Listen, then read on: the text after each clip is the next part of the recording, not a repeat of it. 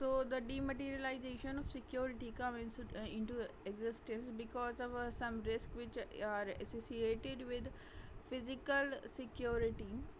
ठीक है, which are associated with trading in physical security such as a delay in transfer, bad delivery, theft, fake and forged share, and several new or far-reaching initiatives which were taken by the SEBI to dematerialize an electronic book entry transfer of the securities. Means there are many faults which were occurring very frequently in a trading of securities when they are on paper or on the physical things.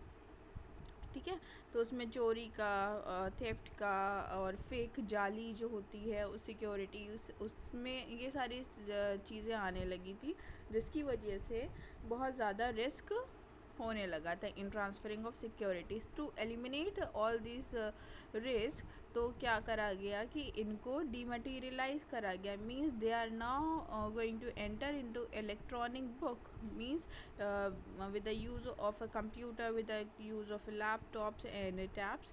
ठीक है, तो अब वो सारी चीज़ें आपकी online होती थी जो पहले फ़िज़िकल हुआ करती थी।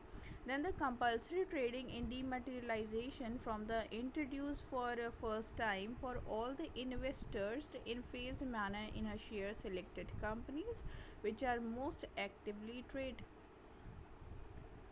तो they are now compulsory for the old traders which were जो है used to trade in a physical securities, now they have to register themselves on an online portal। Then the Security Depository Service Limited, a new depository promoted by the BSE, and a few commercial banks granted certificate for the commencement of the business। So they were awarded with that certificate for commencement of online trading or dematerialized trading of the securities।